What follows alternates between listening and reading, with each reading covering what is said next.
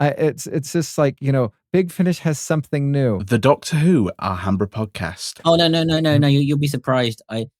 The last two things, Real Doctor Who fans, which were the 12th Doctor Adventures and the Unit Eras box set, which is going to be featured the first time of the current era with the Vlinks and Mel at Unit. with real Doctor Who opinions.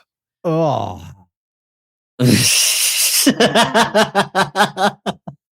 I didn't know that was That's a getting thing. clipped. That's getting clipped. Yeah, it is. All right. Welcome to another episode of the Doctor Who Podcast, a podcast dedicated to discussing and reviewing all things Doctor Who, Big Finish, and other science fiction stuff, and microphones, according to our off-air discussion. I am Brett, and joining me in, I believe this is episode 397, maybe, question mark, is... Liam, hello. Hello. It's been a while. It has been a while. Oh, I have thoroughly missed the show. I've missed podcasting with you. I enjoy the banter. I enjoy... Yep. Oh, I was wrong. 396. All right. So, that being said, we have a full show for you. We are going to be talking about everything from physical media and the meltdown that Liam caused.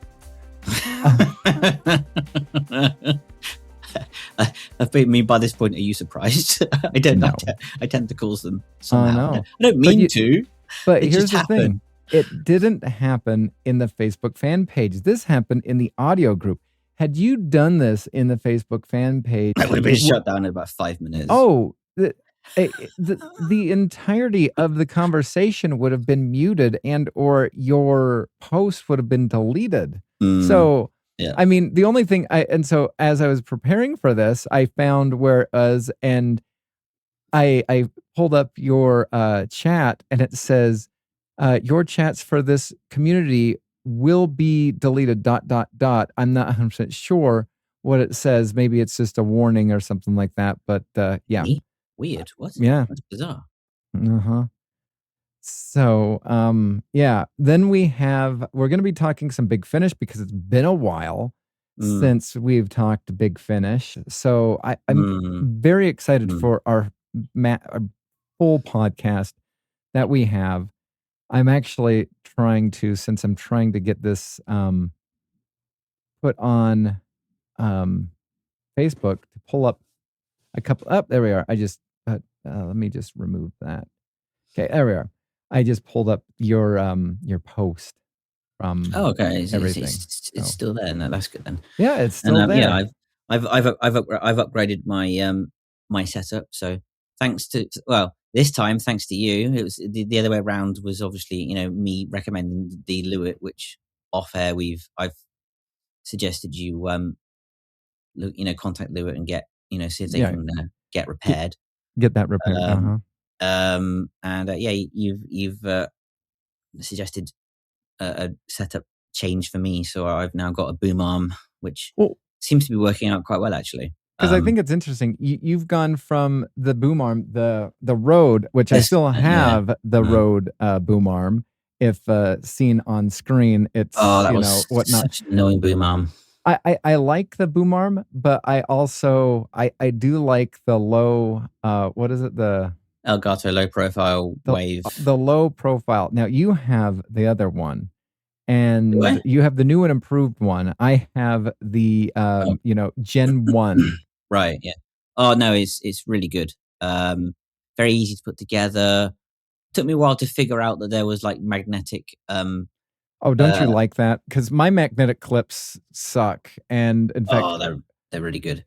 And they've even got magnetic things for the tension mounts. Ooh, so like if you look like on each end, so like at the if I just put it into shot, so you see here, look, you see here, you can pull those off, and that's where the Allen key things are for the tension. Okay, and they're magnetic, and you can they just clip on. Excellent. So so that's basically the yeah. So it's a really good arm actually. All right, pricey but worth it.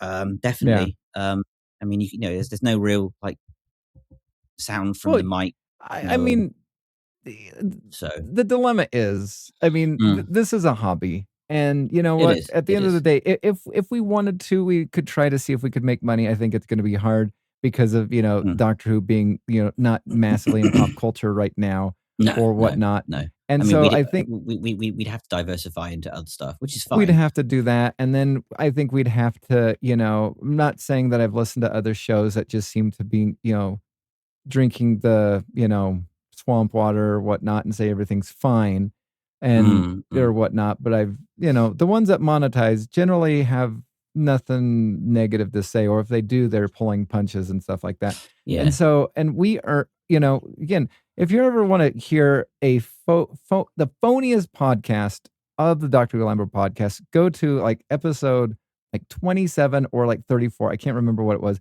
Black Dog. We reviewed the short trip for Black Dog. We were trying to get Big Finish to give us the things that we paid for just a month early. That's all we were trying to do.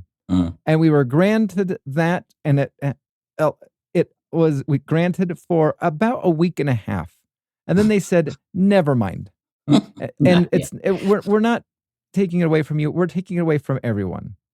However, everybody else seems to have had, reviews earlier than we were able to have reviews. Not saying that it's a conspiracy, but they're just out to get me. I guess anyway, I guess they didn't like our style. Who knows? Yeah, who knows? But anyway. So yeah, but no, the arm is definitely well worth it. Really good purchase actually, because it means I'm able to be at my keyboard. I can actually sit in the position that I want to sit in. I'm not constantly like bent over, kind of at that angle. Yeah. I was always wondering. On one side, both you and Legion were constant like you need to get the mic stand that has the big weighted thing and whatnot. I'm like, but then my neck would be just like hovered over that. And it would just be in the way. And it kind of is. And like, so, and I can't even remember what got me onto, I should change my setup. And like, I thought it was your move. No, but I mean, I can't remember really what got me, what kickstarted the thought of, because I was going to sell my Lewitt, initially, and I was like, and then so I emailed Lewitt and said I was going to look, I was looking at getting the Lewitt Ray, and they came back and basically said like, don't, because the 540 is better. So I ended up keeping this mic, luckily, and I thought, well, I'm fed up with this desk stand. It's nice. It is a good desk stand, but my desk is smaller now, so I don't really have the room. And I was like, well, what can I do to improve my setup? And so I think I reached out to you, didn't I? And said, well, what can I do? And you recommended the Elgato boom arm, and then I went online and looked at a few reviews, and people seemed to really like it. So yeah, I was like, well, I'll just bite the bullet and get it because it's worth doing. All right. So with that, we are going to go to our first topic. Let me pull up. I'm very excited to do this on the podcast. So here on the screen, if you're watching this on YouTube, is Liam's post from the Facebook audio group. Now, this one dates back to this 22nd of December, 2025.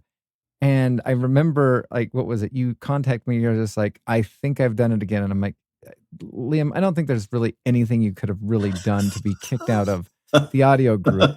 And then I saw the first 2 comments regarding your post. And I actually was under the impression, yeah, you might be kicked out of this group. So I'm gonna. Hasn't happened yet. It hasn't. Did you get warned? No. Oh, okay. No. So I'm gonna read this post. It says, okay. Yeah. Sorry.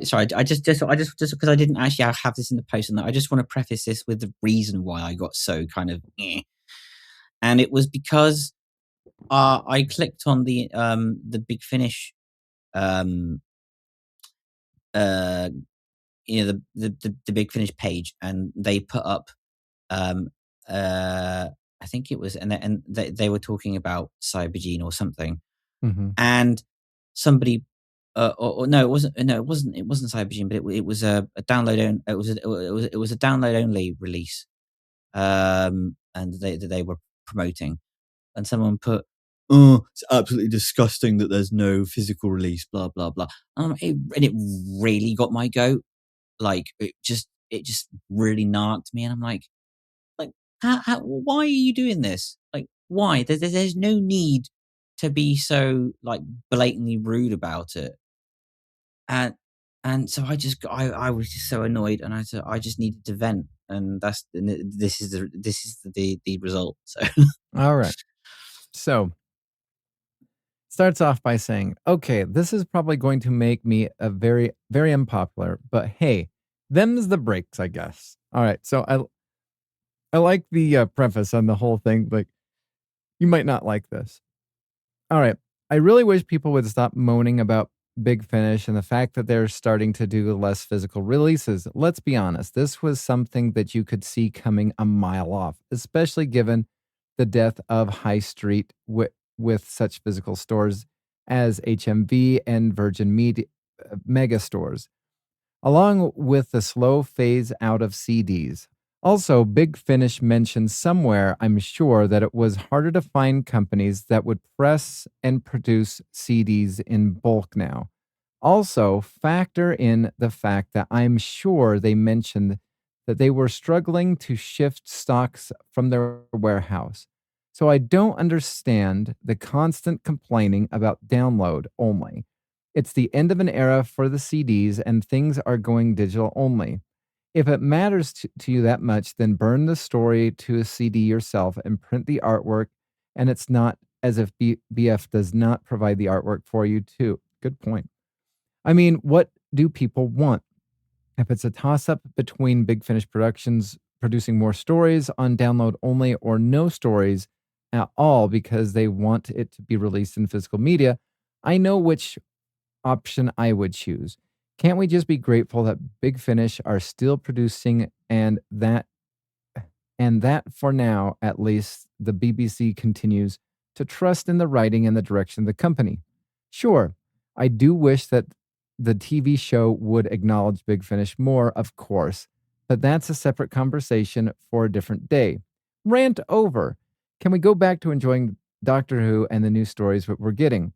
So, on your post, you, as of right now, have 90 likes / hearts and 196 comments. Insane. Oh, Insane. So, the first one, holy cow. This lady came right at you. Starting off with, you don't have a right to tell people what they can and can't complain about. Oh, by the way, that's not actually a woman. It's a guy posing as a woman, and he's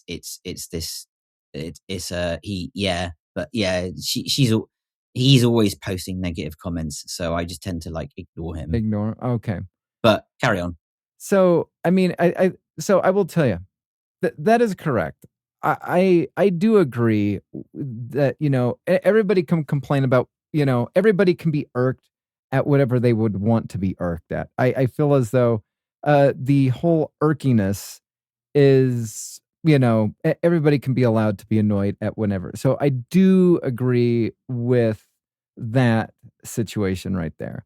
However, and then I didn't appreciate what he said. Like, I don't, you don't have the right to. Well, no, it's an opinion. Like, well, yeah, but here's the thing: you do have the right, and you know what? People can complain about whatever they'd like to. Now, to me personally, when you have those people, those YouTubers or whatnot, that basically look to hate everything, You already know their comment. You already know their thought. They've already decided that this show is going to suck. Unless it is something of their friends or something like that, they have to overly buy into. Generally, most of the things that, rage tubers do, I hate. Like, I used to like a couple of comic book YouTube channels, but this guy, he would, review modern comics and hate it all and complain about it all, and then take classic stories and review them. And you know what and he changed his model. And that's when I stopped watching him, because he would get about 800 or so views on the positive classic story review of a comic story or a comic arc or something like that. But when he would complain about modern comics and how horrible they are and about how horrible whatever, massive views. yeah, anywhere from 3,000 up to about, he's not a massive YouTuber, but up to That's 15, still a lot. 3,000 views up to 15,000 views. That was the range. And so a couple of years ago, he had a revamp. He said at the very end of the year, this is going to be my last classic review. And it's just like, and that's when I realized what he was doing. He was intentionally not reviewing positively classic stories. Not that people didn't want to hear it. It's that his following were just all into everything must suck. And if everything did suck, okay, that's his right. It is also his right to say that everything sucks. But you know what? It is also my right to realize that, you know what? If you say everything sucks and everything doesn't suck, you're just doing this just because just for the clicks. So like, if you can sit there and just bitch at everything and complain, then why can't I have a genuine response to a comment and post how I'm feeling as well? Like, fair's fair, you know what I mean? So yeah, I tend to just to kind of ignore that comment, because they, that person always posts negative stuff. And it's just like, well, don't listen to it. Don't buy it then. Like, if it's that much of an issue, stop ruining it for everybody else. Yes. So I think it's funny that a lot of people posted on his post that, you'd rather Big Finish do layoffs to reduce costs and stuff like that. And I find that interesting. And then you have the next post where I think it's, they said, I think it's worth recognizing that Big Finish has now been doing Doctor Who stories for 26 years. That's as many seasons as the classic season has ever even had. And it's already the longest running sci-fi show in the world at the time. Big Finish has matched this and exceeded it by far. And I think that's pretty amazing. And I do appreciate that, they've posted that. And then we have our friend that decides to come in and complain about that. Here's the thing. And here's my 2 cents on this whole physical media type of situation. I disagree that Big Finish should be. I appreciate that they're doing scarcity and trying to get people into pre-ordering the digital copies as much as possible. And you can tell that they know their the market in which they will be able to sell these things, and probably what they're quoted at regarding earning money and also doing a couple other things. I feel as though, or how much, like, the minimum amount of one wave of adequately priced things is going to be, and they just do one wave of them and not repress them. And I feel as though that's probably what they're doing. And they're even saying this is, it's a 1,500 copy a story. It's sometimes 2,000, sometimes it's 3,000.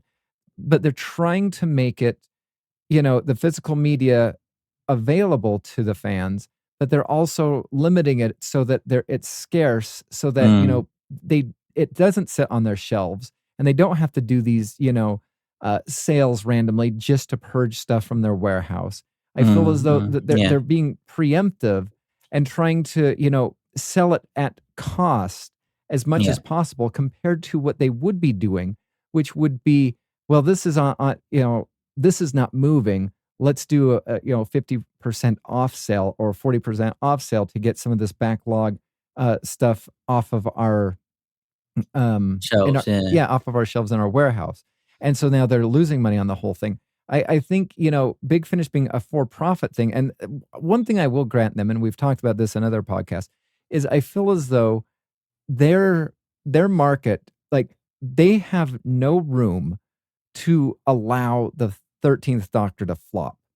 Like, the salaries are, Jodie Whittaker and Mandeep Gill's salary are being paid for. They need the highest quality. There is a, kind of a buyer beware of that because of the Chibnall, because of the writing, because of the storyline of the Timeless Child. I feel as though they can't have many. Well, for example, what they did with the what was it? What was it? The Lovecraft Invasion. Oh where God, that was a complete mess, wasn't it? They had that complete miss. They had that character that was like, I'm the walking tick box person or something like that. I feel as though that was such a massive flop. Yeah. For them. Yeah. That completely. and I don't know if what other people think. I think it was a massive flop. I know you, me, and Legion thought it was a massive flop. And I feel as though because it's not publicly funded, it is funded because of basically word of mouth. They do have stuff in Big Finish or Doctor Who magazine, but even then, I think, and there's an article that, or a big a post in a Doctor Who group revolving around Doctor Who magazine, and people are getting ticked at the increasing price of Doctor Who magazine, not only physically but digitally. Oh, really? Oh yeah, and one of the things is they don't review anything.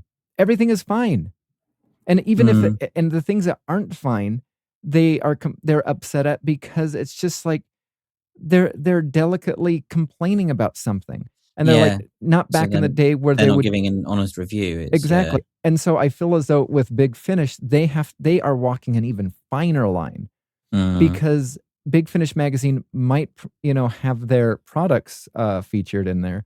But I feel as though if they have one snafu, especially with a new line like Jodie Whittaker or Sacha Dhawan's Master or whatnot, and the word of mouth gets out, I think the word of mouth is going to pull down Big Finish sales more than, And also, I think what didn't help as well, and I think they realized this was when they implemented, the new website that wasn't clearly up for scratch, because I think a lot of people were like just done with Big Finish at that point. I forgot about that. I will tell you, I think Big Finish listened to our podcast on repeat a couple times because there are certain things that was brought up that unless like it was direct quote something that I said, something that you said, and I didn't see any complaints anywhere else that said exactly what we said. And so I feel as though well, I mean, there was also that long email that I did. Well, I mean, yeah, I mean, when you were featured in that, and then also, I mean, my favorite thing about that is you directly making fun of the Doctor Who Facebook fan page or the Nick Briggs read that out on air. That was you could just tell. I so wish you would not have quit. Just to, do you know what would be funny is if you had not quit that group and they knew it was you and then you got kicked out for nothing that you literally said on the Facebook group, but that you called them out, called their BS out on the Big Finish podcast. And that was the final straw. That would have been hysterical. I generally would love to know the actual like amount of like if there were any people that left the group because I know of my post. Oh my word. That would have been so funny if they're like, oh my gosh, yeah, you're right. This group sucks. Like, my word. Yeah. Did I tell you? Okay. I need to pull back the layer for a second because I know we're getting derailed, but this is so fun. I tried, and guess what? I I will be back in that group. I will be back in that group. And so I created a fake Facebook account. And I tried to, do certain things. And I was just like, okay, I need this to be as authentic as possible. I need to be allowed back in that group. This group is now on so lockdown. And I legitimately I created now. Maybe it was maybe I need to do something, and this needs to be like a 2-year plan or something like that instead of the 2-month plan that I had. So I created a fake Facebook group or account. Did not friend myself for fear of being found out. Friended Legion, texted Legion saying, "Hey, this is me. Follow me, please." Or friend me, messaged you, did that. Then I started joining groups left and right. But what I was doing is I was reading all of the bylaws and I was taking screenshots of every single bylaw. And it was very similar to the Facebook fan page or whatnot. Don't do this, don't do this, don't do this, don't do this, don't do this. And then some of them actually had questions to prove that you were an actual fan. Like there's a couple of them, and it was just like, in what episode, or first off, what are your 5 favorite episodes of Doctor Who, classic Doctor Who? When was Harry Sullivan's last appearance? And Wow. yeah, and then it was what was it? God, what was Harry Sullivan's last appearance? It was the Zygon. Wait. Now I'm double guessing. Yeah. No, it was the android invasion, right? The invasion of the androids. No, because that was Romana. So then, no. No, that's not Romana. Yeah, the android. No, because that's the one where I swear the android invasion is Key to Time. No, because it's along with All right, there's 1 second. I'm gonna grab this. All right, it is. Nope, not that Blu-ray. This is fantastic audio right here. Nope, not that Blu-ray. Okay, so it is. Nope, not that Blu-ray either. I think my Blu-rays are out of order. Oh, it must be on. Yeah, because the invasion of the androids was. Because there's two android stories in the 4th Doctor era. There's the androids of Tara.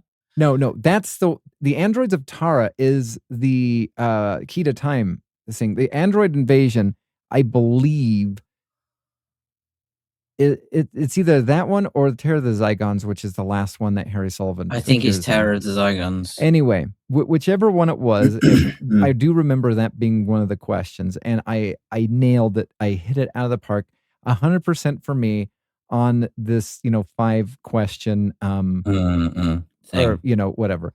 And I got accepted in that group. And so then I applied for another group. And again, it had a, what are your favorite Big Finish titles, blah, blah, blah, blah. And then it was just like, at what point, who was Charlie's first Doctor?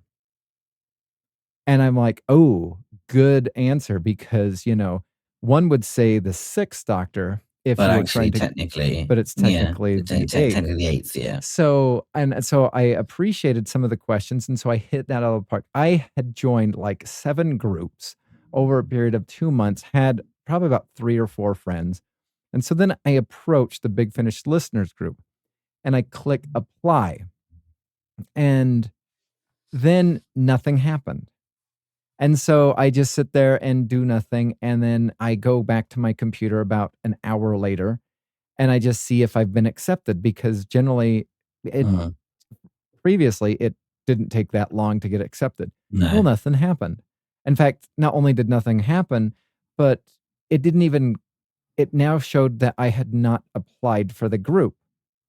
So I click apply for the group, walk away from my computer for a day or whatnot, and then come back to it.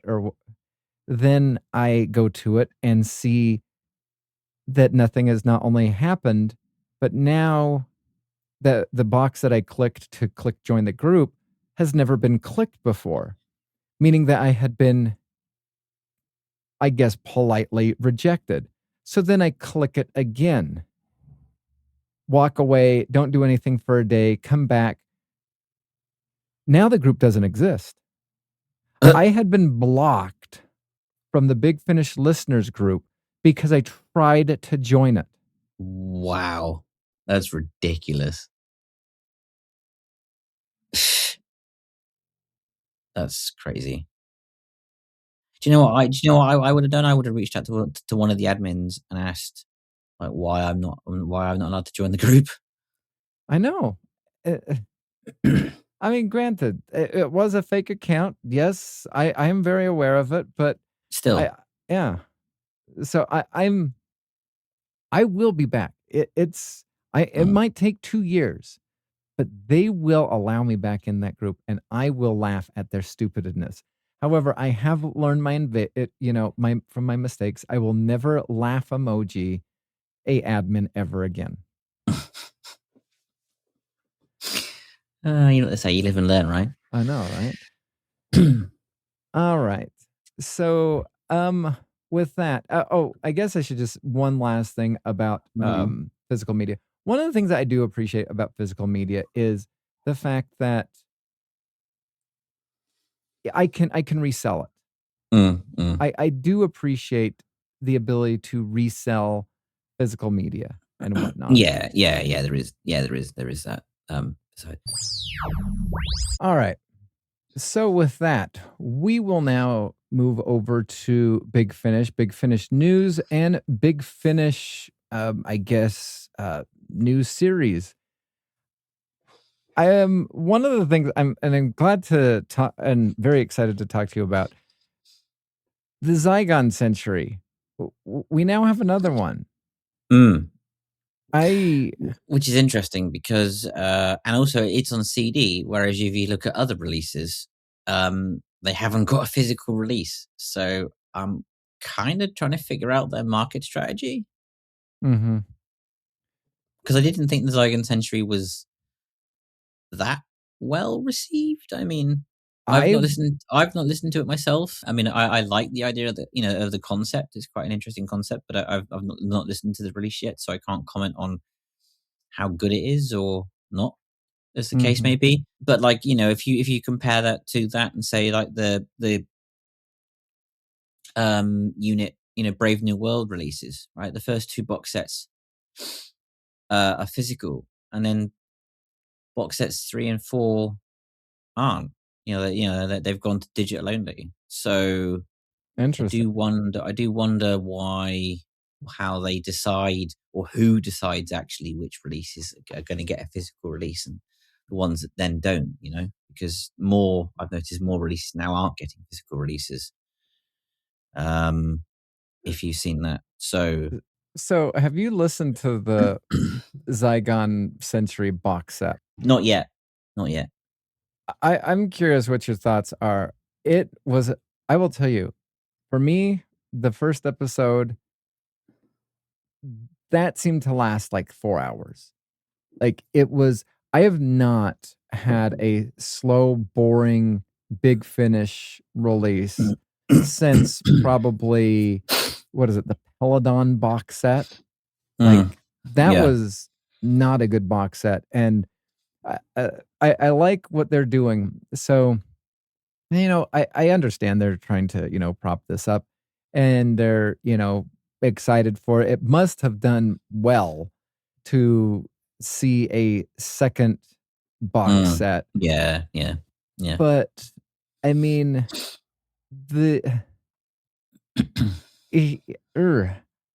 so you have some of the people that they decide to quote from the box set, the first one.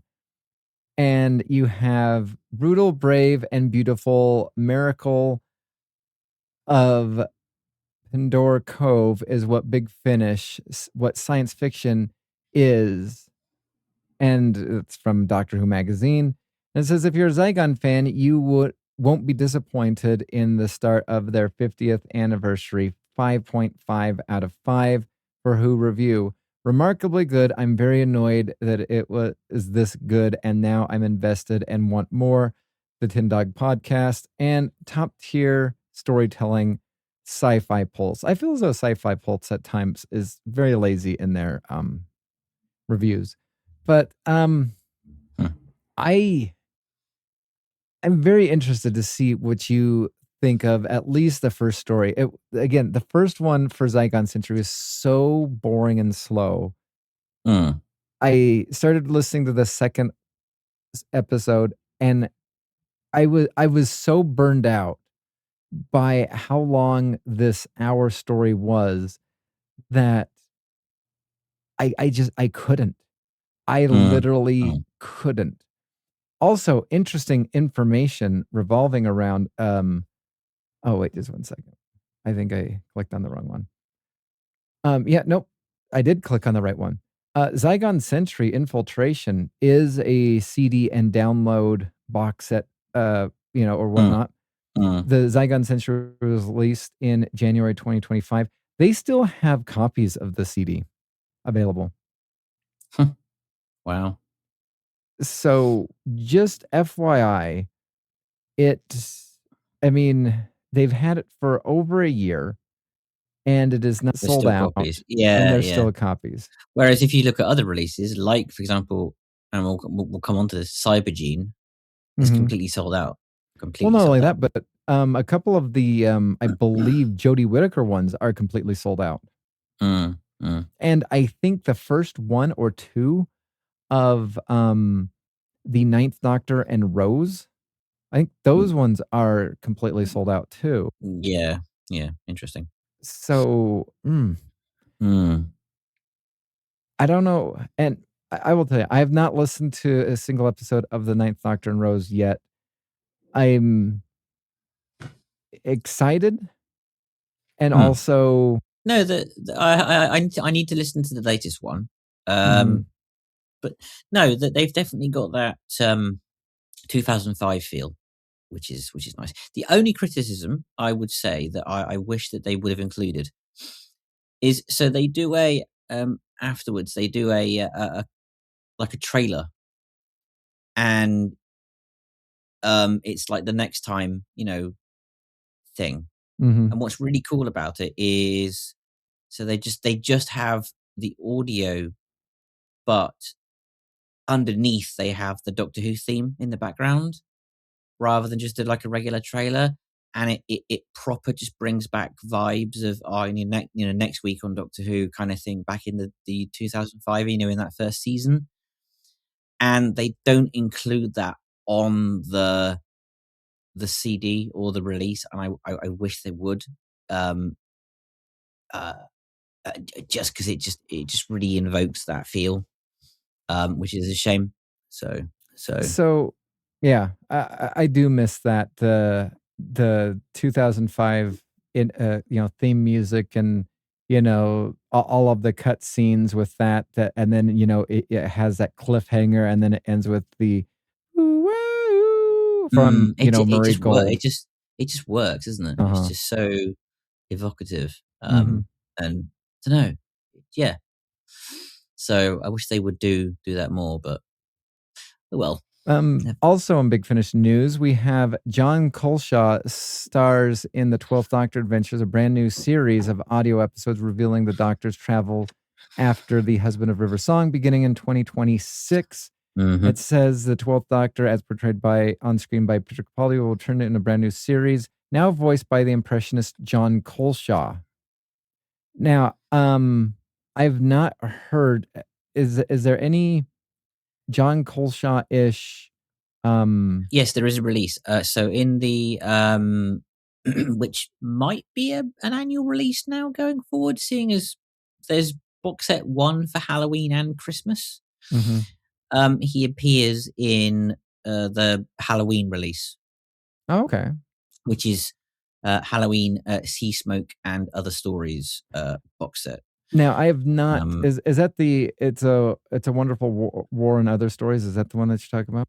That's the Christmas box set, but yeah, it's under that. I've put them under as Doctor Who special releases Halloween and Christmas. And like I say, because there's box set, and then in that I've got Halloween and Christmas, subfolders. So what? So what are your thoughts about that one? Because I was very skeptical, didn't pick it up, and I'm looking at this for the first time. And there's 4 episodes: Unholy Night, which is a Missy adventure. I've not listened to, but I need to. You have A Legacy of Blood by Julian Richards, which is a 6th Doctor and Jago and Lightfoot adventure. That was really good. And then I really appreciated that story, because not only is it a it's a Jago and Lightfoot. It's actually Ellie, obviously. Yeah. And interestingly, Time War Leela. Oh.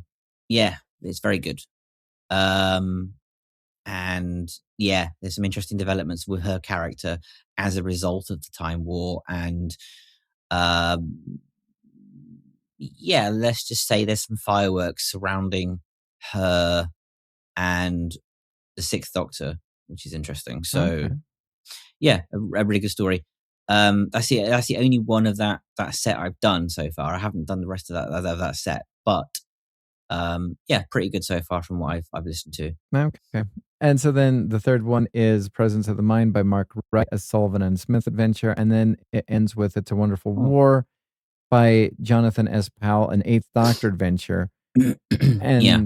So yeah, I must admit, I'm really liking the Smith and Sullivan box set, or the one that they've done so far.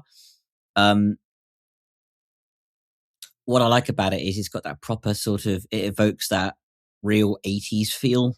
And it's just nice to hear Sarah and Harry together. Actually. So yeah, I'm glad that they're hopefully getting maybe more box sets. So yeah, I think the character of Harry has been actually really quite improved under Big Finish's management, because you have obviously Harry with Naomi, and I really like the pairing of Harry and Naomi. So that was good, and that was good to see kind of that resolve in the 7th Doctor stuff. Finally. But it's nice to see, like I say, Harry and Sarah actually without the Doctor for once. So that's going to be, so that's good, and it shows that that they're both obviously, I think, really beloved characters, and that they can clearly stand on their own without the Doctor. So it's a nice kind of evokes sort of, to me at least, it sort of evokes Kanan and Company / Sarah Jane Adventures, but like, sort of almost pre Sarah Jane Adventures. Well, obviously it is pre Sarah Jane Adventures, but it's kind of got that kind of good feel, to it, if you know what I mean. Yeah. Cozy. Yeah, cozy. I'd say it's cozy, which is nice. So excellent. All right. So I guess with that, we also have, well, let me just pull up the rest. No, I have not. Who is playing the 11th Doctor? Oh, there we are. Okay. I've just found it. It was way back in November. So Miles Taylor dons the bow tie for the first time in the 11th Doctor Adventures, a brand new series of full cast audio dramas beginning in March 2026. Let's see, as played on screen by Matt Smith in 2010 and 2013, will return to the role in 2026 with brand new full casts with Miles Taylor stepping into the voice, but he won't be alone. A new companion, Eleanor Fong, is set to board the TARDIS. Eleanor will be played by Jasmine Bays, who the Doctor Who fans will recognize in her role as Corporal Alice Sullivan from the 2024 series TV episode, The Legend of Ruby Sunday and Empire of Death. No, I won't. I've purged so many things from both of those episodes. No, I won't recognize her from those. But I think that's cute that you think that I will. Let's see a bit. Angry much? I'm not angry at all. I just think it's funny. It's just like Doctor Who fans will recognize her from her role as Corporal Alice Sullivan. And then I read in the 2024 TV, and then starting in the next paragraph, episodes, and then it says Legend of Ruby Sunday, and I'm like, no. But hang on. Who was Alice Sullivan? I can't remember her. To be honest. Corporal she was in there in the Empire of Death. I mean, how could you not remember her? I mean, The Legend of Ruby Sunday for me was so forgettable because of what happened in the Empire of Death, which just rules out everything as nonsensical.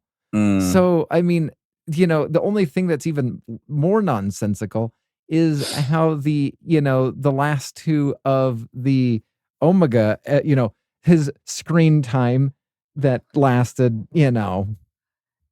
yeah, whatever. I mean, to be fair, the response to those two episodes should have been, not Omega, but actually just Omega. Like, for God's sake, but actually, for the amount of screen time, it was Omegon.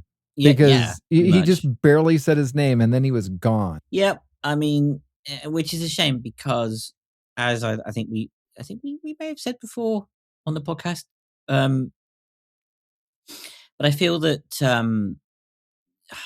the writing really did do Sutek and Omega just so, and the companions actually so dirty, and even the Doctor's just so dirty, like. And that's a real shame because I really wanted to like that era of Doctor Who, and I think there were some strong contenders in the era, but again they just didn't stick the landing. Both seasons, just the finales absolutely sucked. Do you know the funny thing is I was thinking about my Whittaker favorite episode or episodes, but it just is a total of one basically, and well, I guess you could say two. What's that? The Village of the Angels. The Village of the Angels was a surprising good one. If only it didn't have to be tied down into the hogwash that was the Flux. Yeah. No, my two favorite episodes of both the Chibnall and RTD Part 2. It's so funny. Weren't written by RTD? It weren't written by either one of them. You have Kerblam. Which I do like Kerblam. I still don't like that. I know. But look at the correlation between the two that I like from both eras. Kerblam and Boom. Yeah. I mean, it's like onomatopoeia right there. I like the two onomatopoeia episodes. Yeah. I mean, irrespective of the fact that they're basically both saying like explosion. Anyway, Yeah. It should have been a warning that this season, this showrunner, this era is just nothing but a bad explosion. Yep. AKA shit show. But no, I do agree with you. I did like Boom. That was a really good episode, and I again showed the Doctor how he really is. That there's that underlying darkness there that's always been there. Yes. And I want more of that. Yes, it's a family show, but like people are complex, and the Doctor isn't human, so he's not going to always be sweetness and light. I think Doctor Who needs to return to that kind of early Capaldi, William Hartnell, second season of McCoy type storytelling. Can we have more of your Into the Dalek, please? More, more Oh, of yeah. that more Curse of Fenric type episodes, because it adds drama and adds complexity to the role. So Also, are you excited to have Annika Wills come back and reprise her role as Polly alongside Stephen Noonan, Lauren Cornelius in the first Doctor Adventures? I am, but I'm getting a little bit of, this is the first Doctor's whistle stop tour of older companions. Yeah. Like I understand it's a whole arc and it's a whole thing, but I wish they would have come out and said this, like, as a press release, that the first Doctor's going to be revisiting all his older like, if they'd said something about that as an arc, I think that would have been more palatable, because it was, first off, it was Vicky. All right, this this is nice. We're seeing older Vicky. Then it was older Stephen, and like, 3 guesses who the next companion is going to be. But they didn't say anything about it. It's surprise. Like, really? I mean, okay. I don't know. I just wish they'd stated that was the whole point of the arc. Well, you're right, because when they had Vicky back, it was just like, oh, okay. Because I really do appreciate the the Fugitive of the Doctor. I really enjoyed that story. In fact, until you even brought this up, I forgot. I was looking at Vicky, forgot who was in the second story, because I picked up, haven't listened to it, but forgot that it was. And then now I see it's Peter Purvis. I'm like, okay, so it's a Steven story. Oh, we got an Annika Wills. So now it's, okay, who's next? And it's, do they do Carol Ann Ford because of the Susan's War? Or like, I'm point, or is it just a trilogy? I mean, they could do. Because, I mean, if they're doing still alive actors, I mean, obviously, they've had to recast Ben. That actor is no longer going to be associated with Big Finish. And I see. I want them to get Ben, because I miss the pairing of Ben and Polly. I want more Ben and Polly, and I'm like, Annika Wills is in her 80s. Please, same with Susan. Please get more Susan's War box sets that are done, written, like recorded, please, because they're the only two.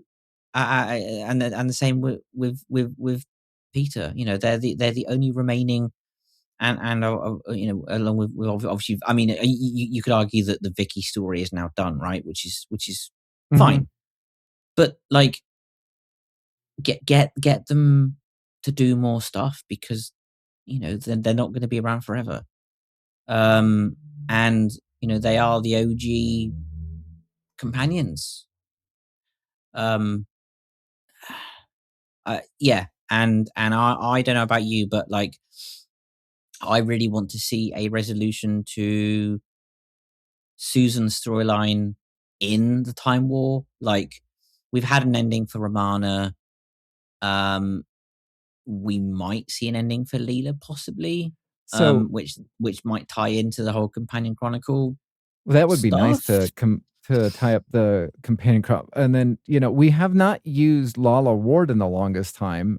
She's but I mean, at least her story is done, though. Yeah, her story is done, but we still haven't used her in quite some time. So again, true, the question is Tom Baker's getting up there. Like, I just barely, they just showed his new press release photo, and it's just like, oh, come on, please, let's get as many, before we have to use John Coleshaw for not only the Brig, not only the 12th Doctor, because he won't do audio. He won't do audio and stuff like that.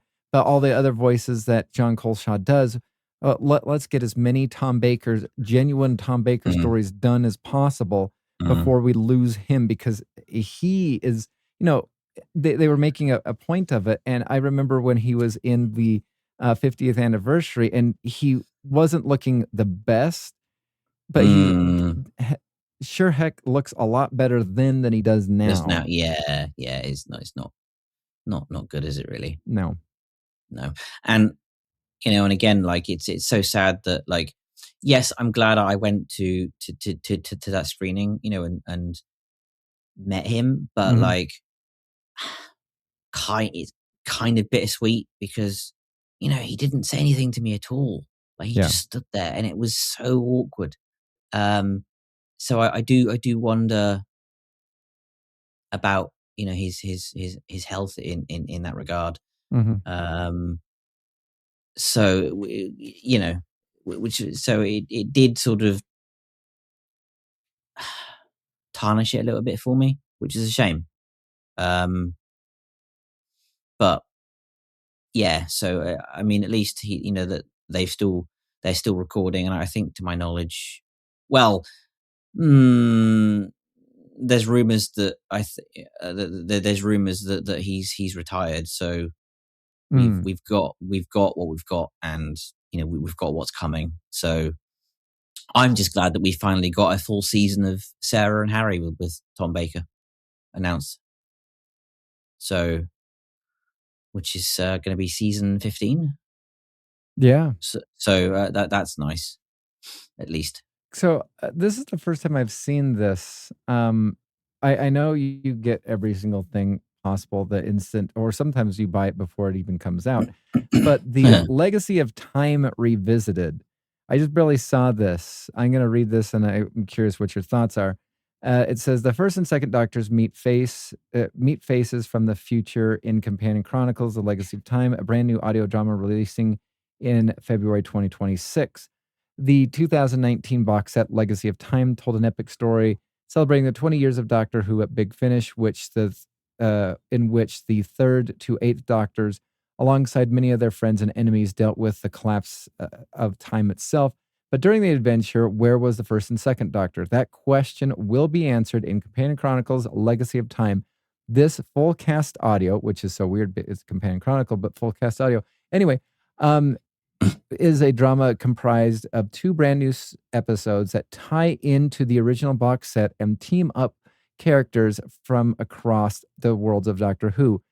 In the opening installment, First Doctor Peter Noonan crashes into a confrontation between the Brigadier and the Master, both voiced by John Colshaw. Talk about arguing with yourself. And the Masters brought, the Masters brought a Kraken into the fight. Then the second Doctor, Michael Trout, as portrayed by Michael Troughton, has an adventure with two companions he shouldn't have met yet: Harry Sullivan, by Christopher Naylor, and Naomi Cross, Eleanor Crooks. Oh yeah, that's gonna be so good. Like I said, I do like Harry and Naomi. So, what are your thoughts about this? Like, again, this I need to go back and re-listen to Legacy of Time. Yes. When I saw that, I'm like, I that was the first thing to pop up, but because you and me have not been doing podcasting consistently or whatnot, this was the first time I ever saw this as I was just scrolling through, all of the news. No, I have pre-ordered it. No, it's going to be interesting. I've pre-ordered that. That's cute, Liam. It's just like, Big Finish has something new. And yeah.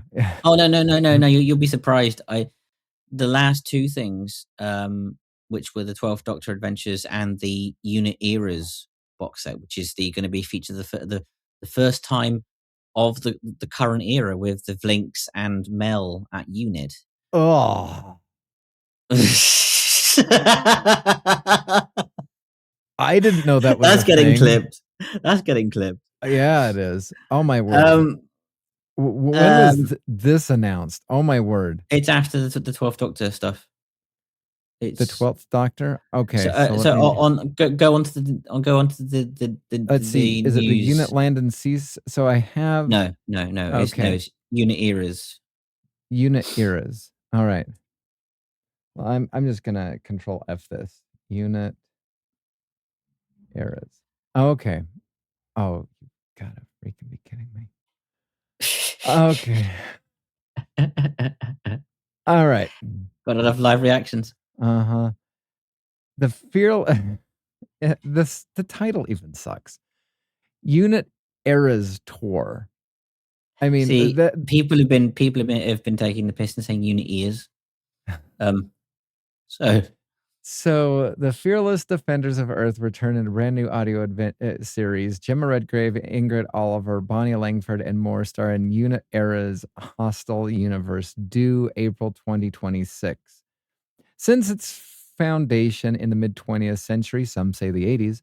Let's see, the Unified Intelligence Task Force has been protecting Earth from alien threats. Often they have aid from the Time Lord known as the Doctor, but sometimes they have to rely on their own expert personnel and high-tech resources. A brand new audio series, Unit Eras, will highlight heroes from across the history. And are we going to have that stupid King Serpent person pop up? Okay. No, I hope not. Anyway. Well, I mean, not in this one, but eras implies plural. So, the King Serpent might, be a thing. Anyway, let's see. Beginning with a 4-episode anthology, Hostile Universe.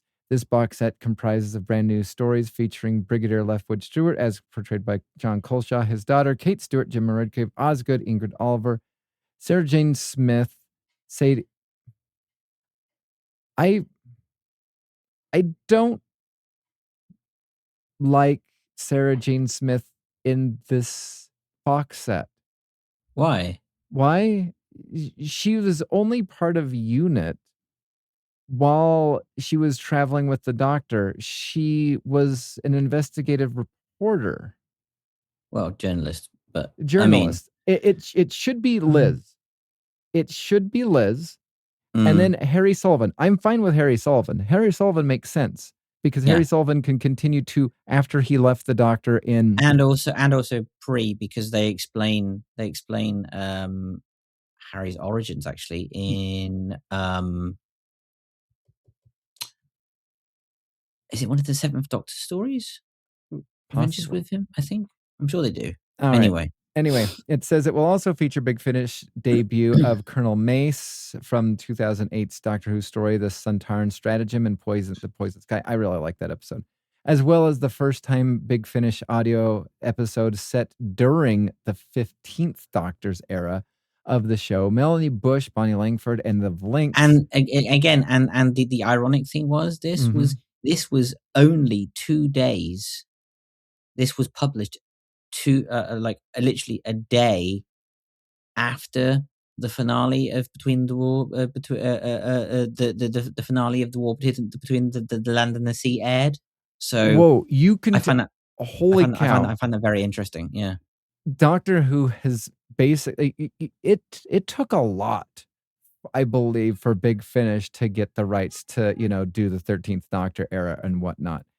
And for them to basically nearly wash their hands of the 15th Doctor era and just be like, here you go. I mean, this was announced. So if this was announced on the 22nd of December, shortly after the last episode or whatnot, they had pre-planned this to happen. This is how much the 15th Doctor era people don't care about. There was probably no fight. I wonder if Big Finish was just like, hey, could we do something? Sure, why not? Whatever. Yeah, go for it. Yeah, here you go. Nobody cares. Like, yeah, literally, nobody cares. Do you see the viewership? Do you see the plummet of the viewership numbers? Literally, no one cares. And so, and then it was incredible. Like it was, like literally, I could say like a day, if not maybe 2 days at most, between the airing of the final episode on TV to them announcing it. I'm like, that's really quick. Like even for Big Finish. No, it took. What was it? Around the time the website went ski wampus was the time that they announced the 13th Doctor era, I believe. And remember, shortly around the time of after the Flux that they announced the Sacha Dhawan Master and the Fugitive Doctor, but it took multiple years for them to actually release they announced them at they announced the Call Me Master and the Fugitive Doctor releases at not the Big Finish Day that's just happened, but the one previous, which was I was going to go to, which was 2022. Yeah, One, something like that. I want to say it was 22, right? Or maybe it was 21. I can't remember. It took a long time for them. Yeah. And, because it was like, oh, pre-order these. Any details? Nope. Have they been recorded yet? Nope. Nope. Is there a script? Nope. But you can pre-order it. Yeah. 4 seasons of it. Yeah. Yeah. Yeah. I think this just shows you just how much nobody cares about the 15th Doctor. Even Disney, the fact that they've just gone and it's like, can we destroy it? Yeah. And and you know what Disney are like for being militant on rights and just stuff. I mean, thank God in a way, because Disney didn't get more of a hold than they otherwise had. Because can you imagine what hoops Big Finish would have had to jump through? Yes. If the era had been a success. Oh yeah. Going forward. Yeah. So you can argue there's a good point to argue.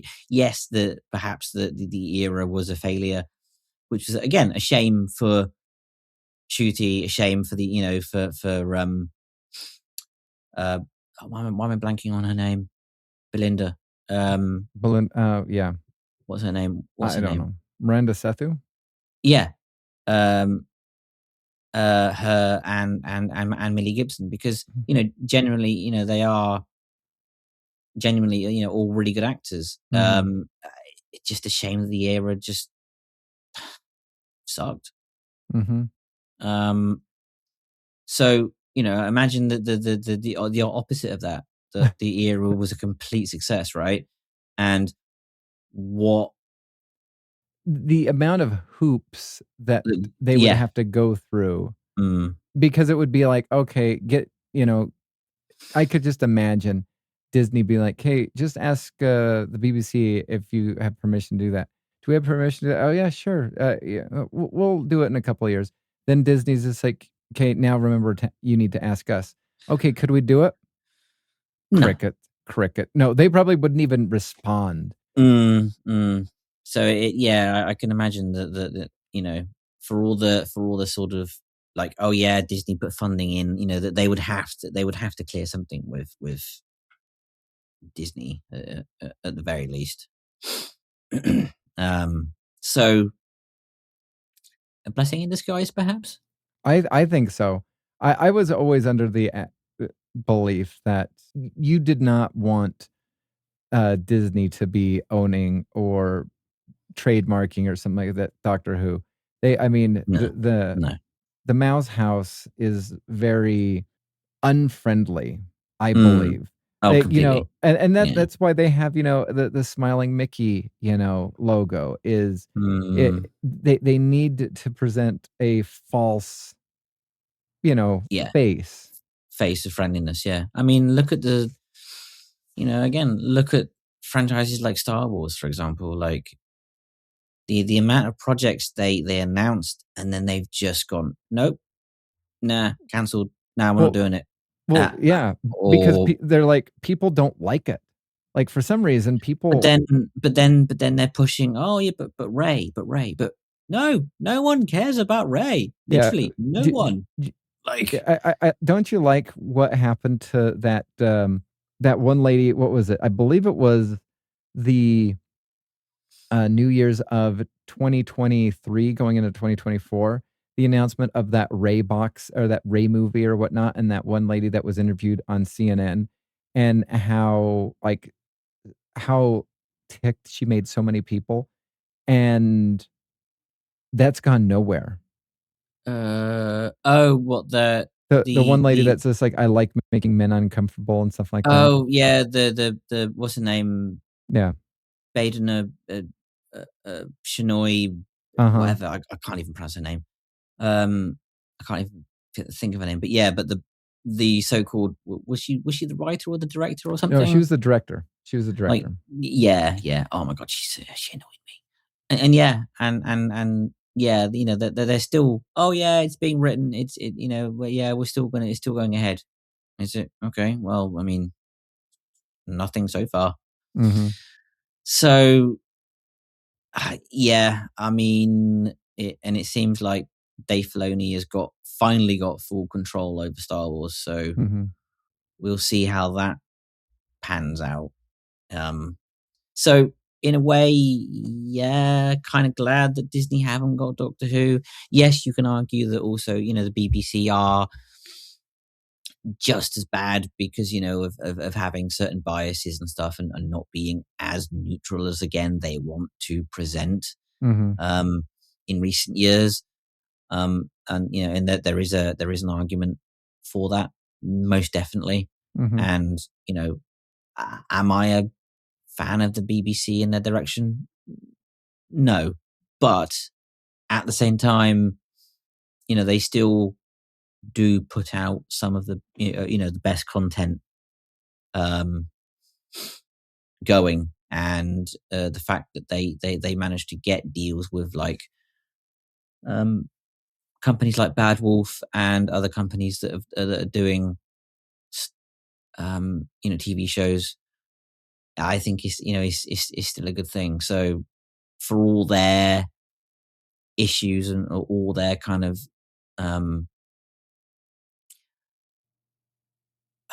bias for news and presenting stuff, I still think for consumable media, yeah, definitely one of the you know, the better companies, I'd say. Okay. All right. Well, I think with that, we might be done with that part of it, and I think we'll conclude with you want to look at the Cybergene? Oh, sorry, stuff. Cybergene. Yes. I'm very a novice on this. Do you want to talk about the Cybergene? Yeah. I mean, did you want to just before we talk about it? There was if you go on to the Big Finish YouTube page, there's an amazing trailer that they put up. Did you want to watch that? And okay, would you talk while because you didn't tell me to pull this up, so would you just start talking about and setting this up? Sure. So with Cybergene, it's a War Doctor Rises box set, which is the last last announced War Doctor Rises box set so far anyway. Whether they're going to branch off again into another series, I don't know, or if they're going to continue the War Doctor Rises series, I have no idea as of yet. Well, you know, no one does. But it's the last box set to be currently announced, and they claim on the marketing, on the news page, and also on I think the actual product page itself, that the Doctor will face every iteration of the Cybermen that's ever been featured. And like, for example, this again was put on CD, I think sold out in maybe a few days. Apparently the you know, again, the cover art is really good for this release. And I was really looking forward to this. Like, the premise of this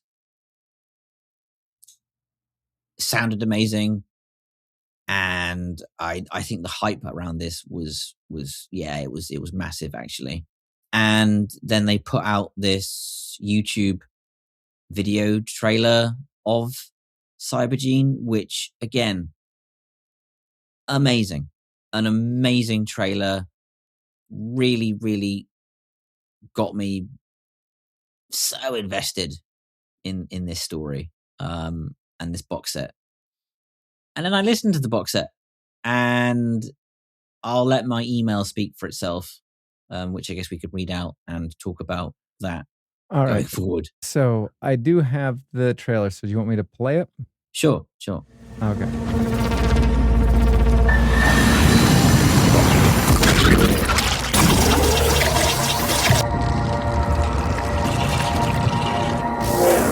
We were exactly like you once. Wherever there is disease, wherever there is infirmity, humanity can be improved.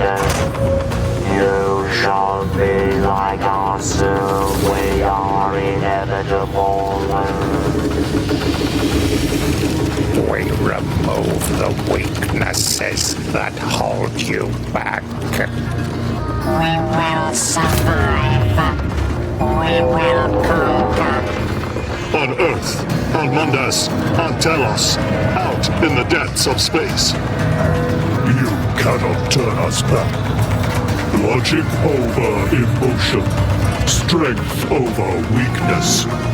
Metal over flesh. You will be upgraded. You will welcome the evolution of your species. Wherever humans exist, our potential is always with you.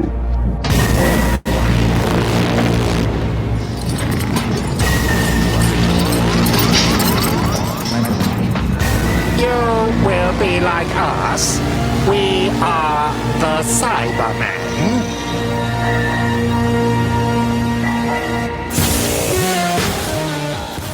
Oh, wow. Yeah, that is a really good. It just got me so hyped for that release. I'm like, oh, that just sounds amazing. Mm-hmm. So, yeah. Do you want to read the email? Let's see. Did you send it to me through text? I can't remember. Yeah, I did. Yeah. All right, let me see. All right. Hi there. I have been a long time and avid supporter of your work, practically since Big Finish's inception. However, I feel a little miffed and misled by the most recent War Doctor Rises box set, Cybergene. From all the marketing and YouTube trailer, I was expecting to hear all of the Cybermen from all aspects of the show. However, this is not the case in the final product. The Wheel in Space, The Revenge of the Cybermen, Earthshock, and I believe Nightmare and Silver voices were heard in the YouTube trailer. Why then are these completely absent from the finished product? Is it laziness, an oversight, and human error? Nice. Or something else? Please, can you provide a reason for why this was advertised and then not followed up on? Kind regards, Liam. That's very good. And here's the interesting thing. So, here is a lot of the people who were. Let me see if I can put this on. All right, there we are. I got it on the screen. I thought I did, but it didn't show up. Okay. All right. So it says Mondasian. Whoops. Zoomed in too far. It says Mondasian, Nomad, Telosian, Faction, Neomorph, Cybus, Silver, the whole family's here. And so many people love that, about 135 or 350 thumbs up plus Cyber Scout. Throw in Cyber Flood while you're at this, blah, blah, blah, blah. So many people are excited. And then, I've been long waiting for the War Doctor to encounter the Cybermen during the Time War, and now it's finally here. The visuals pay perfect tribute, and I do agree. The visuals are fantastic. For this trailer, perfectly pay tribute to the various designs, with Nick Briggs magnificently providing the voices. And it just continues on glowing. The ring modulator at its best. The old '60s era Cybermen were much creepier than the new series ones, both with Claw's face, blah blah blah blah blah. And holy crap, it really is every Cyberman here. And they're entering the greatest conflict in history known. We better hope the warrior is ready. And so many people love this trailer and is what they actually want in a Cyberman story, especially a War Doctor Cyberman story. And with that, it was never given, according to what your email. I've not yet listened to the series, so, but no. So the Tomb voices, the Revenge of the Cybermen voices, the Nightmare in Silver, the Earthshock, they're just not there at all. Not even featured. And why? Why do that bloody trailer? Like, seriously, because yeah, I was so disappointed. Like, I've not been that annoyed, because I genuinely thought, I was like, did I fall asleep? Have I missed something? Like, I literally went back and re-listened. Like, I'm like, surely I've missed a whole bunch of something, and I didn't. And I'm just like, such a letdown. So annoyed. Hopefully everything will be okay. I mean, I've not listened to it. I do own it. I will have to listen to it, give my thoughts. Oh, I know what I should do. Should bring up, let's see. What is that place called? The time scales. The time scales to see what they say about some of the reviewers. I really do love the reviewers on this website. I think they I feel as though the sad part about it is I feel as though they at times don't get either you have the very skeptical reviewer and complains about every inaccuracy, imperfection, or whatnot, which they're a fan. That's fandom, right? Of course. Not that many people have reviewed this one. I'm gonna go in order. Interesting. Yeah. So we have the first episode, The Crucible, out of 3 people who voted, 8.7. And with Firebreak, the next one, we have a combined score of 8.3. The Sepulchre has a combined score of 6.0.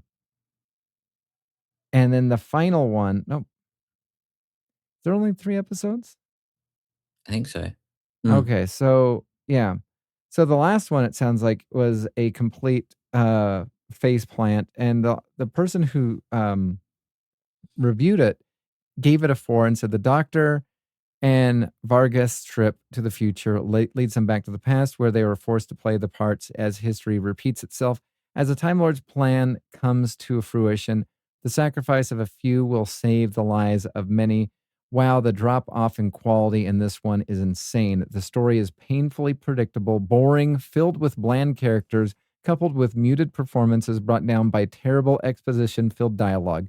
There is zero payoff to anything built up in this previous adventure, and it is also frustrating that the only adventure that it has virtually no Cyberman presence.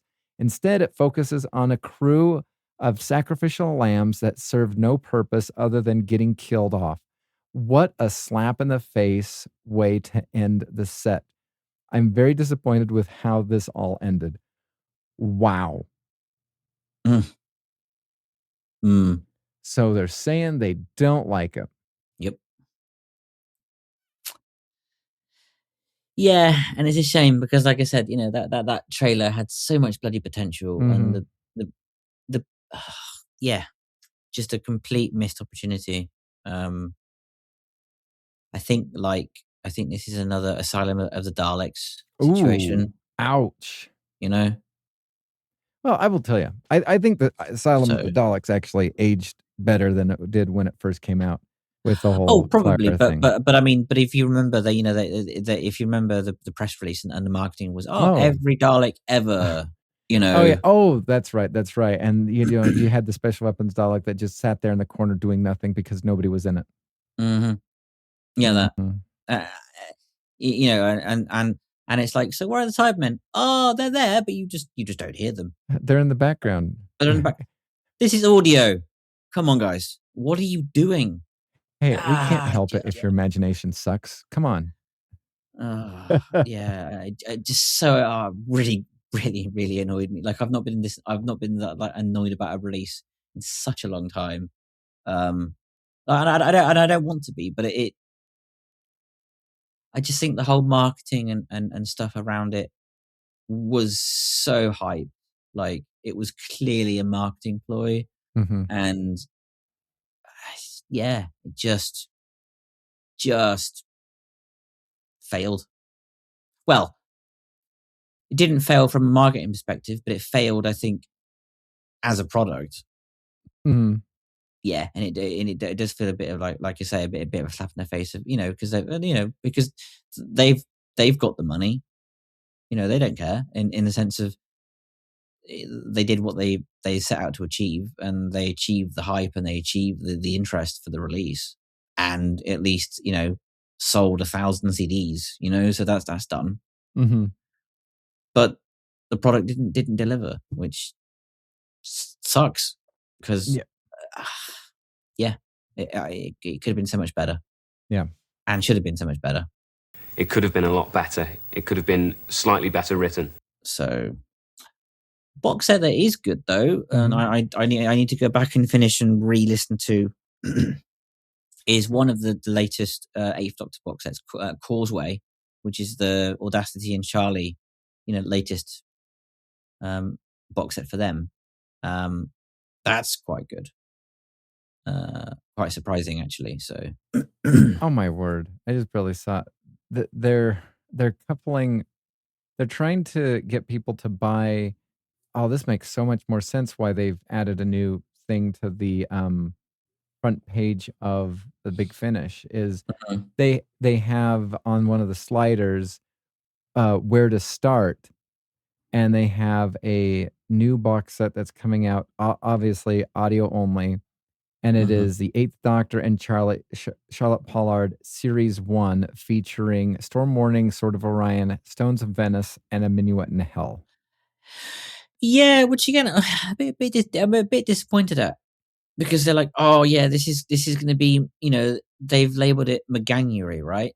Which cool name, but and they were like, oh yeah, we're going to feature and we're going to highlight more, McGann on audio, and I'm like, okay, cool. Can we get a Charlie Eighth Doctor reunion? Is this going to be the long-awaited Charlotte Pollard Series 3 box set with the reunion of Charlie and the Eighth Doctor?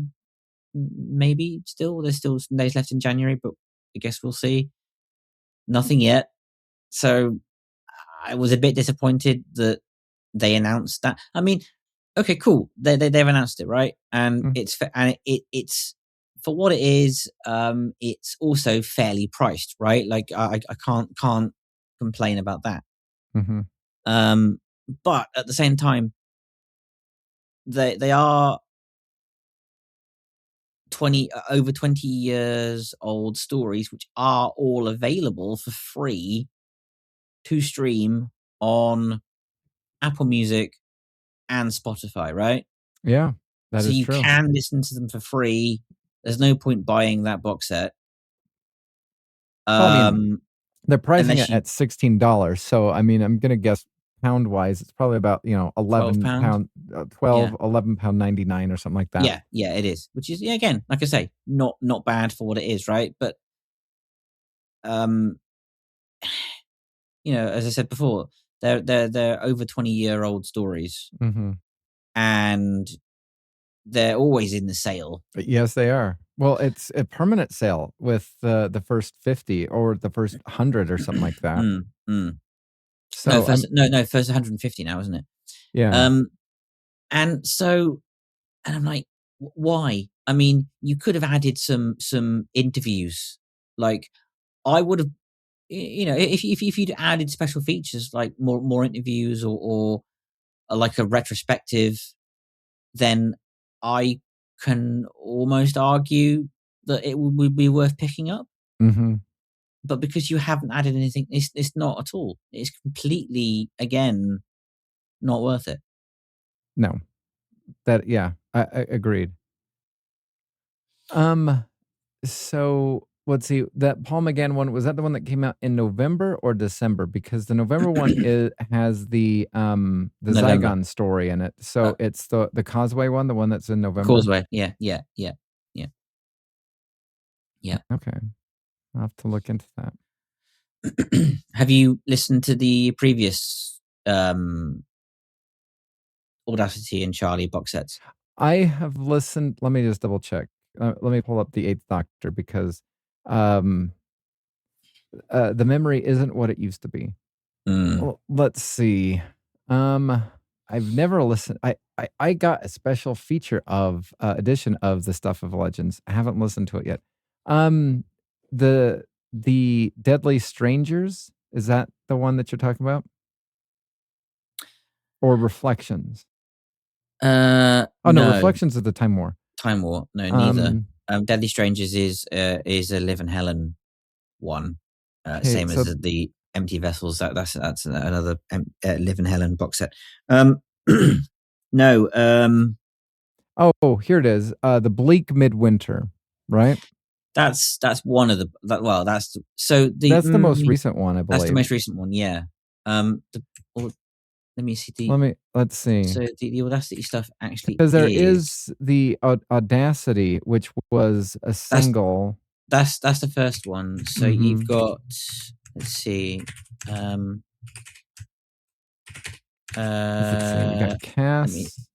Okay, so it looks like in order it is Audacity, Bleak Midwinter, and then Echoes is a Helen and whatever. Then you have, and let's see, you do have the Stuff of Legends. Let's see, they have the Lucy Miller stuff. You have Uncharted, which obviously is that Time War. So many versions of the Stuff of Legends. Then you have more Lucy Miller stuff that they've combined into. Then you have Causeway, and followed by Empty Vessels. Yep. So far there's three Audacity sets. So you've got Audacity, in the Bleak Midwinter, and then Causeway. I've listened to Audacity. I think I started in the Bleak Midwinter. I did not pick up the most recent one. You should. It's pretty good, actually. It's quite dark, and I don't know. I don't think it's going to end well for her for Audacity. Especially considering this latest box set. I need to re-listen to the second story, but she really gets put through the ringer in this entire box set. So we'll see how that ends, I guess. All right. All right. Yeah. Well, I guess with that, yeah. What are your thoughts for Big Finish? What do you think they're going to I suppose also, what do you think that they might announce going forward, and what do you think they're going to do for storylines? So potential storylines going forward. Good question. All right, so let me look at everything that's coming out in 2026. Share what I've picked up and stuff that I'm skeptical about, and then I'll go with that. So leading us off in January of 2026, we have the First Doctor Unbound, Return to Marinus, which does sound very interesting. I love that. Was a couple of years ago, people discussed and Legion brought it up on the podcast, that some people believe that the David Bradley Doctor is an Unbound Doctor, and he was about ready to scoff at that idea. And I said, I am all about this. Yes, sign me up for the audio versions of the people who look like people but don't come close to sounding like the actual people as being unbound. Sign me up for that. So I'm actually totally on board with this. Have you listened to the first box set though? I have not. What's quite cool is it explains why he's unbound. So you have to listen to the box set to understand, but it's done really well. It's good. So we have that. We do have, I'm just going to say 13th Doctor continues on. We have Torchwood, which I believe, if memory serves me right, the main range of Torchwood will be ending. Yes. So that is going to come to a conclusion, and nobody will be able to have the Forgotten Friends or whatnot. Well, I don't know. I urge you actually go and listen to an interview that John Barrowman did with what's his name? Oh, it's the guy that played Lex from Smallville, right? Yes, Michael Rosenbaum. Michael. Yeah. Really good interview. Yeah. Really, really good interview. I would recommend you go listen to it. For me, I would say probably one of the most honest interviews I've heard in a long time. Now let's get Noel Clark on there. Oh dear God! I don't know about that. No. I think that might be even a step too far, even for him. And so, yeah, I really think that Barrowman got shafted by the BBC. Oh, there's no doubt. Yeah. Yeah, and he did. And the reason that he got dropped wasn't because of Big Finish. He doesn't come out and explicitly say why he got dropped, but he implies that it was because of the BBC. Oh, yeah. So, I think he's been saying that for the longest time, like even shortly after it happened. Like he doesn't name drop Big Finish, but you can tell he's talking about Big Finish. Like he's come out and almost said that the BBC has blacklisted him. Yeah, no, he has, yeah.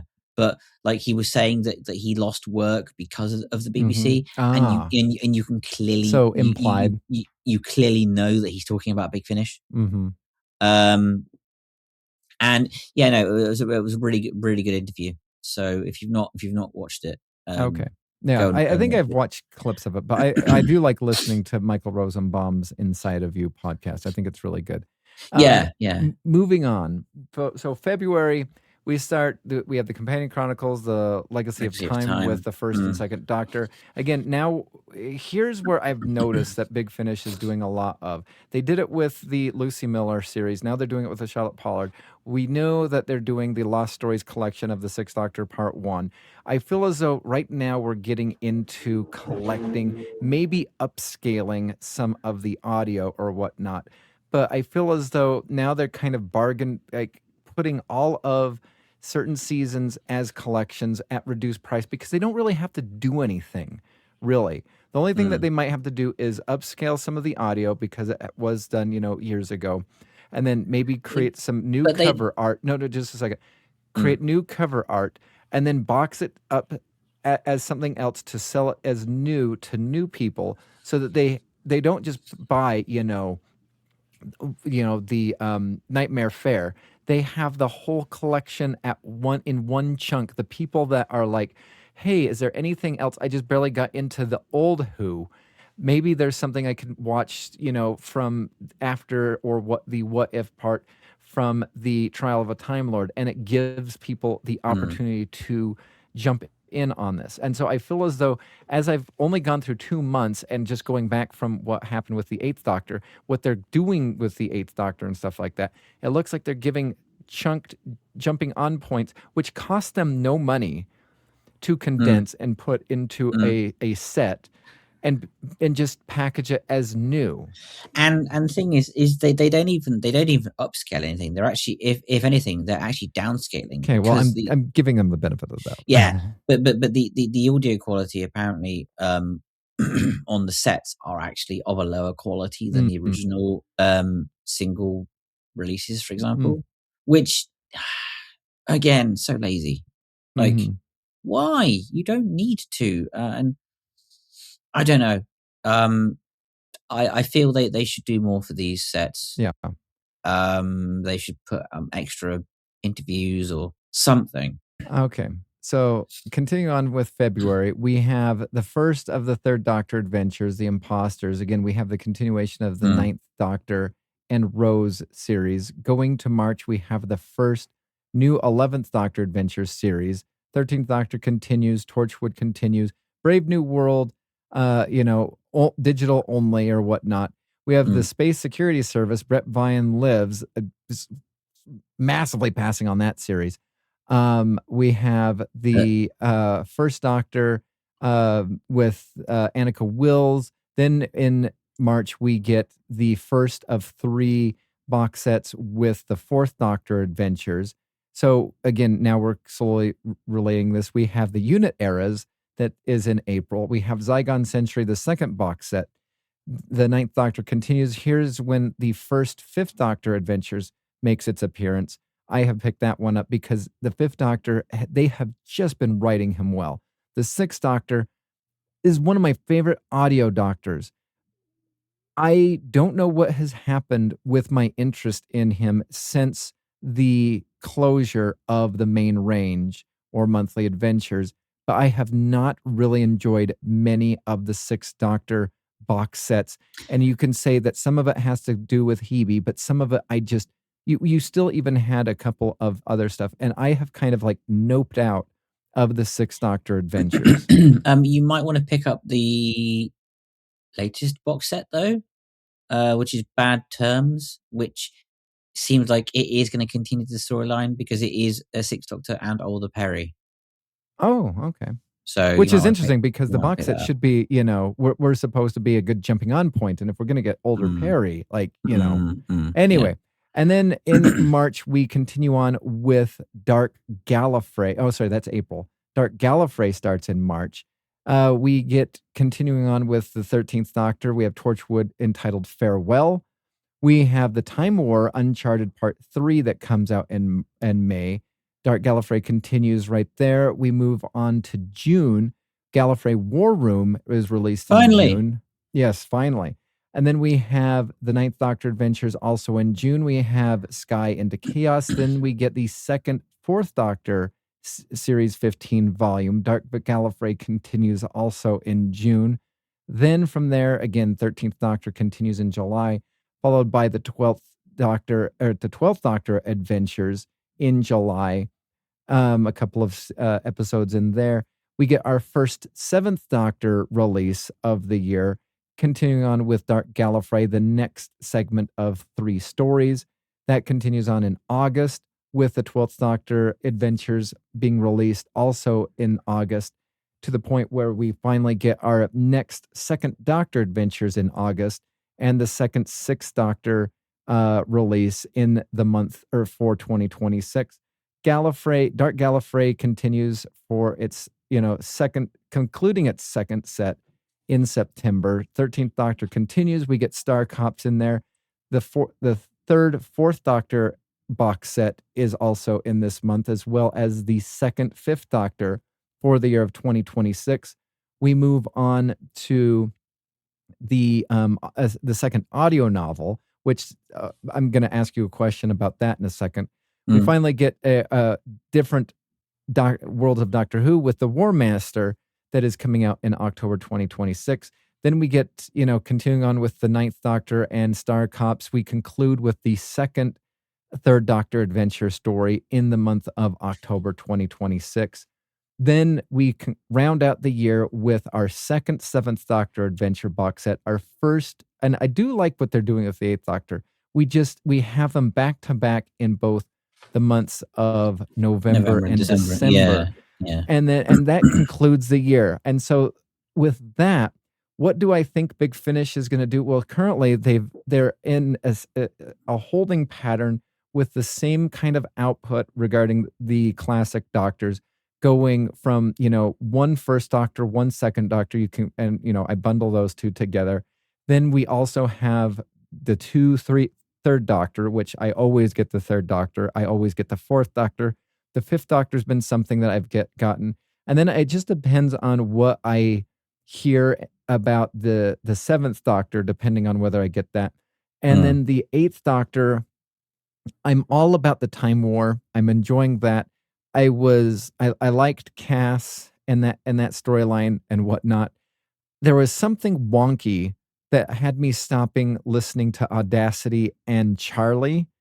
And I can't remember what it was, but I put a hold on that just for that time. And again, I haven't been wowed by the Sixth Doctor since the closure of the main range. But what do I think that Big Finish is going to come and do that they haven't? I think two things. We have been without David Tennant for a long time in Big Finish.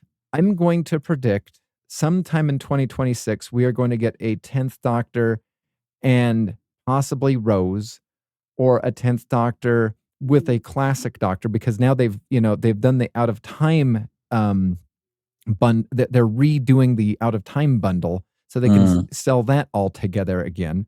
So I feel as though we're going to get a 10th Doctor, because again, anything associated with the 10th Doctor does sell. You're going to get that. And I believe, and here's what I'd be waiting for, is we're going to get a classic monster, kind of like the Zygons, kind of like, or maybe it's going to be a new monster. Maybe we're going to get a box set with just the Weeping Angels, and kind of like the first Zygon Century that had a guest appearance by the second Doctor. Maybe we're going to get a, Weeping Angels Century or something like that, and get a guest appearance by the 8th Doctor or something. I feel as though we'll probably get a classic Doctor's New Monsters somewhere in this year, but I think we're going to get a 4-part box set, again, similar to the Zygon, similar to the Crinoid, Planet Crinoid. Oh, yeah, I want a second box set of that. That needs to continue. So, yeah, that's where I think it's going to go. And then I guess, and my question to you is regarding this most recent audio novel that I just was looking at. Oh, the audio novella series. The Time Splitters and the Dimension 13. Because here's something interesting. So there's 2 audio novellas. One written by Colin Brake, the other one by David Llewellyn. The first one is read by Peter Purvis. The other one read by John Colshaw. This is interesting. Both of these were recorded in 2020. Wow. Yeah, they've just been sitting gathering dust. And the audio novellas are 2-hour narrated tales, which is interesting because the price has not dropped. I feel as though some of the audio novellas have been around 6-7 hours or so, if memory serves me right. The audio novels, are a good 6-7 hour long. Yes, but this Time Splitter Dimension 13, same exact price, but now it's 2 hours for 2 hours for each of them, so a total of 4 hours. So you're not getting any more; you're getting less. Hopefully, the stories are better. But I've not listened to it yet, but it should be good. Yeah, it should be interesting because obviously it's going to be shorter stories, so snappier, punchier. Yeah. So we'll see. But, so what are your predictions for the new year? Do you mind spoilers? Not at all. Well, I think there's going to be a continuation of the older Perry storyline with the 6th Doctor. Well, I mean that's going to be. Oh, sorry. And Turlough. Oh. But Turlough, after he leaves in Planet of Fire. Yeah. Okay. So that's going to be continued. Hopefully more 7th Doctor and Ray, because I'm really quite liking that Ray's back. She's got a new lease of life, and that was good to see. So I'm hopeful for that. What else do I think is coming? I don't know. Hard to say for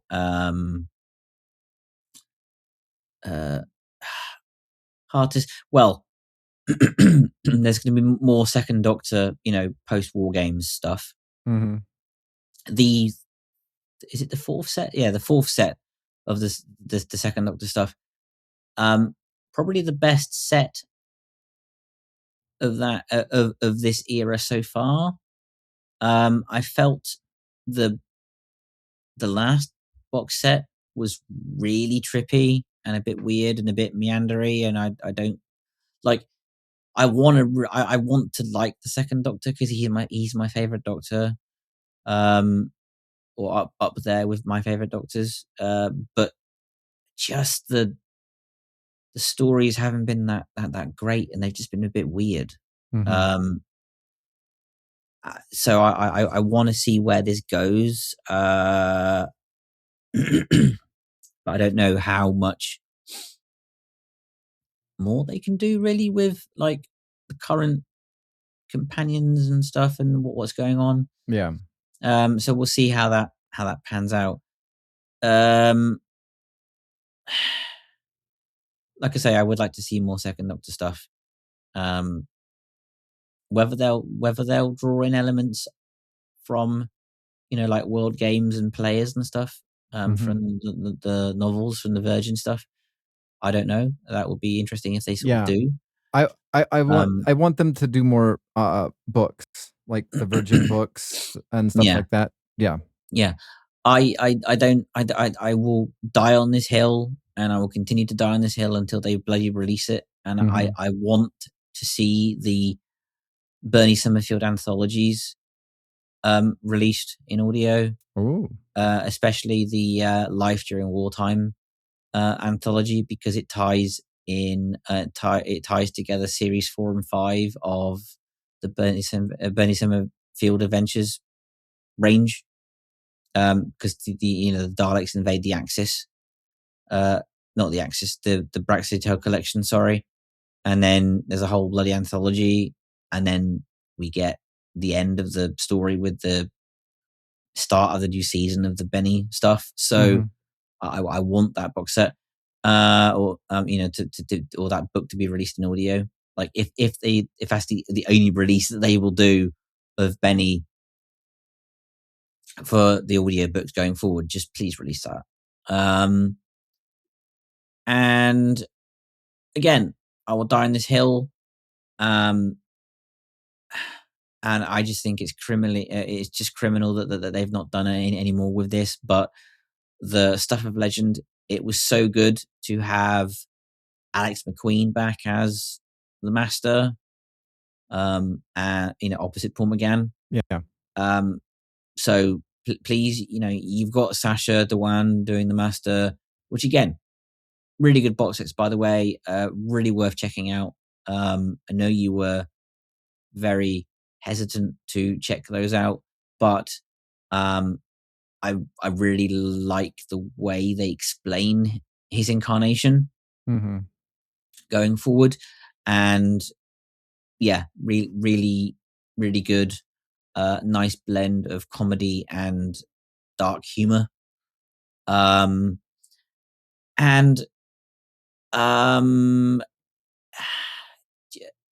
I again, it's just criminal that they've not given McQueen his own series, because like he's their incarnation.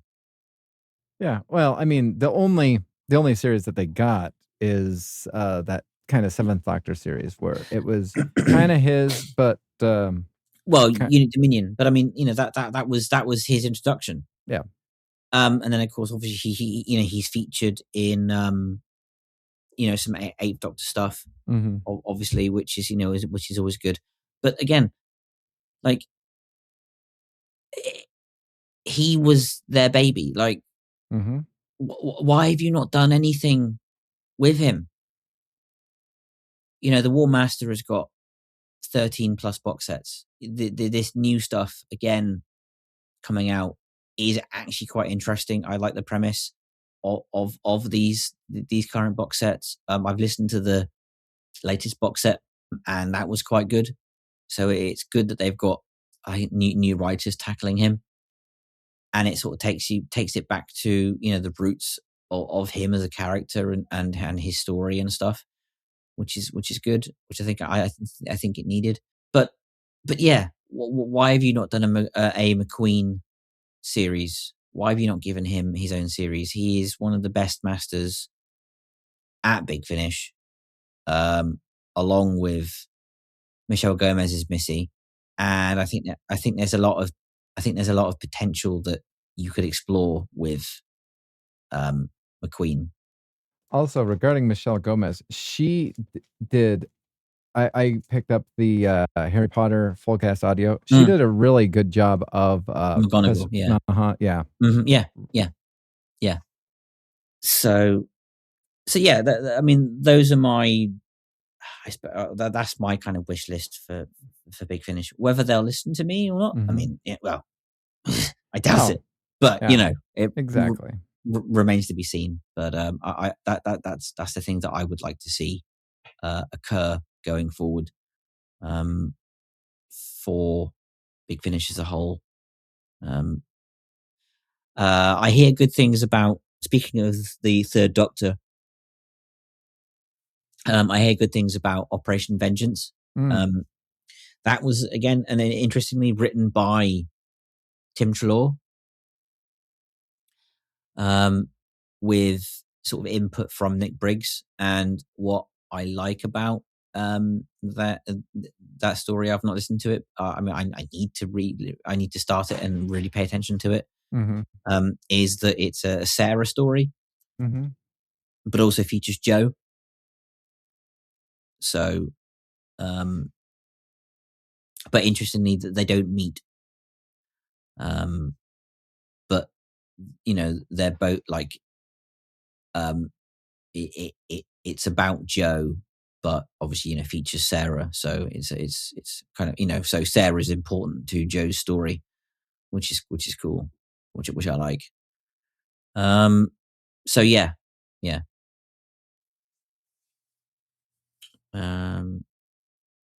So yeah, those would be my recommendations. I guess for you is check out the Causeway box set and the Operation Vengeance.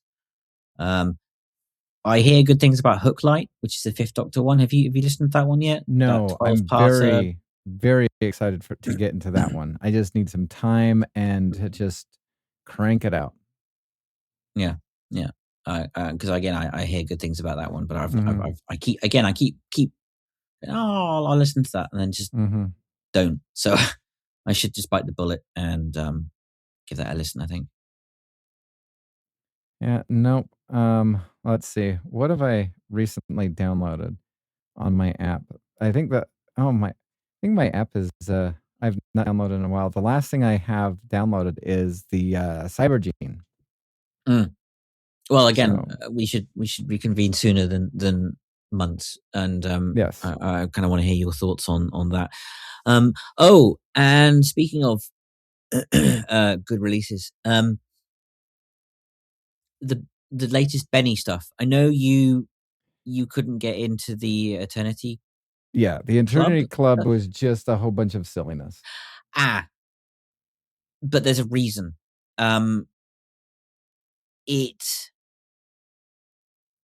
It gets quite dark in the Dalek Eternity. Okay. It again, it's a nice blend of comedy and dark humor, but you've got that underlying tension because of Benny's relationship with with the Daleks and her past history. And there's a really cool bromance between Stahl and the Draconian. And it's again like the first story in the. Is it the first story or the second story in the second release? I can't remember, but there's a really good story where they're trying to they're teaching like two sides of like these factions to fight one another. Yeah, that's the second story. Yeah, it comes off as like really comical, But then at the end, there's just a massive gut punch. You think, ooh, Jesus. So you can kind of see like almost Jago and Lightfoot kind of bromance kind of forming, but then it just ends, like the story just ends on a massive like wow twist, and it was really good. And yeah, the ending for Dalek Eternity, bit of a kind of like pulled from nowhere, but leaves Benny and I guess the Eternity Club in an interesting position. So I'll be interested to see what's next for her going forward. And the cool thing is that there's no signs of her ending, which is good on audio, because obviously she is the longest running apparently sci-fi series on audio, which is impressive. So yeah, more Benny, please, definitely.